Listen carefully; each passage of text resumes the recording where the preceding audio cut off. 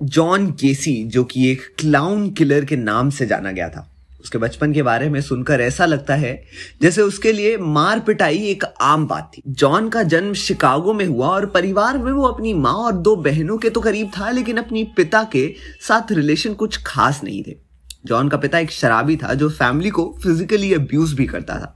उसके पिता हमेशा उसे डम्ब और बेवकूफ कहकर उसे बेइज्जत करते रहते थे और जॉन को उसकी दोनों बहनों से कंपेयर करते हुए उसे नीचा दिखाते थे। एक बार जॉन ने एक कार इंजन के पुर्जों को गलती से गलत तरीके से असेंबल कर दिया था, जिससे गुस्से में आकर उसके पिता ने उसकी चमड़े की बेल्ट से पिटाई की थी। और जब उसकी माँ ने जॉन को उसके पिता के अब्यूज से बचाने की कोशिश की तो उसका पिता उसे मामाज बॉय को एक इंसल्ट की तरह कहकर चला जाता था। लेकिन ताज्जुब की बात यह थी कि इस बदसलूकी के बावजूद जॉन अभी भी अपने पिता से प्यार करता था, हालांकि उसे पता था कि वो अपने पिता की नजर में कभी भी अच्छा नहीं था। जॉन एक ओवरवेट और अनएथलेटिक बच्चा था और दिल की बीमारी की वजह से उसे स्कूल में भी सभी खेलों से दूर रहने के लिए कहा जाता था। 4th क्लास में जॉन ने ब्लैकआउट्स एक्सपीरियंस करने शुरू किए। ब्लैकआउट्स में इंसान का दिमाग टेम्पररी कुछ देर के लिए ब्लैंक हो जाता है और उस वक्त की मेमोरी लॉस्ट हो जाती है। जॉन ने 14 और 18 साल की एज के बीच लगभग 1 साल हॉस्पिटल में बिताया, लेकिन उस वक्त भी उसके पिता ने एक बार भी अपने बीमार बेटे को सिंपैथी नहीं दिखाई और कहा कि सबका अटेंशन लेने के लिए बीमार होने का ड्रामा कर रहा है। हाई स्कूल में जॉन के दोस्तों में से एक ने कई इंसिडेंट्स को याद किया और जब उसके पिता ने बिना किसी वजह ही अपने बेटे का मजाक उड़ाया और उसे पीटा, लेकिन तब भी जॉन ने कभी भी वापस अपने पिता पर हाथ नहीं उठाया, ना ही कभी उसने नजर ही मिलाई। लेकिन इसका मतलब ये तो नहीं कि जॉन को बुरा या अनफेयर नहीं लगा या फिर उसे कभी गुस्सा ना आया हो। और जॉन का यंगस्टर्स को पकड़ कर ले जाना, फिर उनका रेप और टॉर्चर करके सेटिस्फैक्शन लेने की वजह से उसका ये फ्रस्ट्रेशन हो सकता है। अपने पिता की एक्सपेक्टेशंस पर कभी खरा ना उतर पाने की फ्रस्ट्रेशन और हमेशा पिता का अनफेयर रूड बिहेवियर झेलने का फ्रस्ट्रेशन। तभी 30 मर्डर्स के बाद भी जॉन बाहर से एकदम नॉर्मल था और रॉबर्ट की तलाश में जब उसके घर की तलाशी ली गई तब भी जॉन ने बिना किसी रिग्रेट के झूठ बोला। पुलिस ने जॉन पर 12 घंटे के बेसिस पर निगरानी के लिए 2 मेंबर सर्वेलेंस टीम बनाई। दिसंबर 16 तक जॉन सर्वेलेंस डिटेक्टिव्स के साथ फ्रेंडली रहा और रेगुलरली उन्हें रेस्टोरेंट में खाने के लिए और कभी कभी बार में या फिर अपने घर पर ड्रिंक्स के लिए इनवाइट करता था। लेकिन फिर भी उसने बार बार यही कहा कि उसका रॉबर्ट के लापता होने से कोई लेना देना नहीं था और ऑफिसर्स पर उसके पॉलिटिकल कनेक्शन की वजह से उसे परेशान करने का आरोप लगाया। 18 दिसंबर तक जॉन में लगातार निगरानी से परेशान होने के साइंस दिखने शुरू हो गए, जैसे कि उसने पिछले दिनों से शेव नहीं किया था, थका हुआ और एंग्शियस दिखाई दे रहा था। इसके अलावा वो ज्यादा अल्कोहल कंज्यूम कर रहा था। उस दोपहर जॉन पुलिस के खिलाफ $7,50,000 का सिविल सूट यानी मुकदमा तैयार करने के लिए अपने वकीलों के ऑफिस चला गया और डिमांड मांग करी कि पुलिस अपनी निगरानी बंद करे।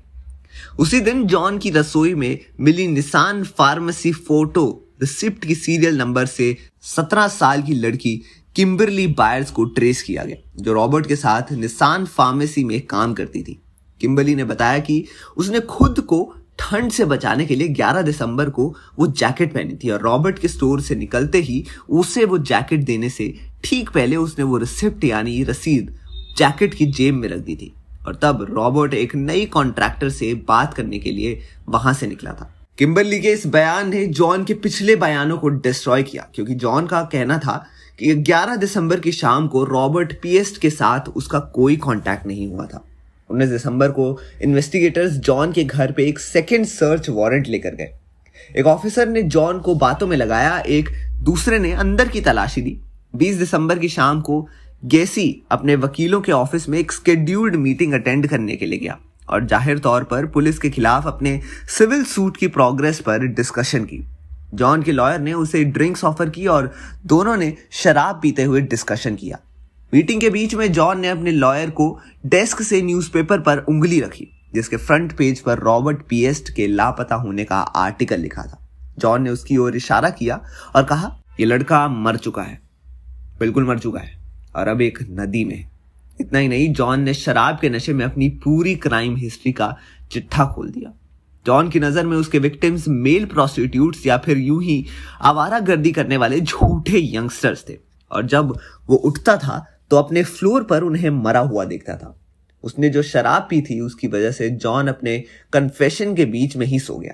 कई घंटे बाद जागने पर गेसी ने अपना सिर हिलाया जब उसके लॉयर ने उसे बताया कि उसने लगभग 30 लोगों का मर्डर करने की बात कबूल की है। और ये बात सुनकर जॉन ये कहकर वहां से निकल आया कि उसके पास और भी कई जरूरी काम करने को है। हालांकि वो जानता था कि उसकी गिरफ्तारी तो अब होनी ही थी, और इसलिए वो अपने दोस्तों से मिलने और लास्ट बार मिलना चाहता था। जॉन अपने एक साथी और दोस्त रोनाल्ड के घर चला गया। उसने अपने दोस्त को गले लगाया और रोते हुए कहा, मैं एक बुरा इंसान रहा हूं, मैंने 30 लोगों को मार डाला। जॉन को 33 हत्याओं के आरोप में 6 फरवरी 1980 को ट्रायल के लिए लाया गया था। उसके डिफेंस काउंसिल के वकील की रिक्वेस्ट पर जॉन ने अपने ट्रायल से पहले साल में डॉक्टरों के साथ 300 घंटे बिताए। उसने साइकोलॉजिस्ट टेस्ट दिए ताकि साइकियाट्रिस्ट ये डिसाइड कर पाए कि क्या जॉन मेंटली कोर्ट में खड़े होने के लिए केपेबल है। लेकिन जॉन ने डॉक्टर्स को समझाने की कोशिश करी कि उसे पर्सनालिटी डिसऑर्डर है और उसकी 4 और पर्सनालिटीज है, एक मेहनती, एक कॉन्ट्रैक्टर, एक जोकर, एक एक्टिव पॉलिटिशियन और एक जैक हैनली नाम का एक पुलिस ऑफिसर जिसे उसने बैड जैक नाम दिया। जॉन ने कहा कि अभी तक उसने जो भी क्राइम्स कबूल किए वो सब जैक के क्राइम्स थे, जिसे होमोसेक्सुअलिटी से नफरत थी और जो मेल प्रोस्टिट्यूट्स को कमजोर, मूर्ख के रूप में देखता था। लेकिन जॉन के लाख बार कहने के बाद भी प्रोसिक्यूटर्स ने केस प्रेजेंट किया कि जॉन मेंटली की दिमागी हालत बिल्कुल सही थी और उसका अपने कामों पर पूरा कंट्रोल था। कोर्ट ने जून 1977 में जॉन के किए हर मर्डर के लिए मौत की सजा दी। पब्लिश्ड रिपोर्टों के अनुसार जॉन एक डायग्नोस्ड साइकोपैथ था जिसे अपने क्राइम्स का कोई पछतावा नहीं था, और फांसी दिए जाने से पहले उसका लास्ट स्टेटमेंट यह था कि उसे मारने से दूसरों के नुकसान की भरपाई नहीं होगी। उसकी मौत से वो मरे हुए लोग वापस जिंदा नहीं लौटेंगे। 10 मई 1994 को 12:58 जॉन की मौत की कंफर्मेशन मिलने के बाद उसका सर शरीर से हटा दिया गया था, जो अब हेलेन मार्सन के कब्जे में है, जिसने जॉन और कई साइकोपैथ सीरियल किलर्स का इंटरव्यू लिया था। जॉन वेन ग्रेसी सही मायने में एक प्योर खलनायक था, जिस पर बचपन में अपने पिता से मिले टॉर्चर का असर उसकी पूरी जिंदगी चला।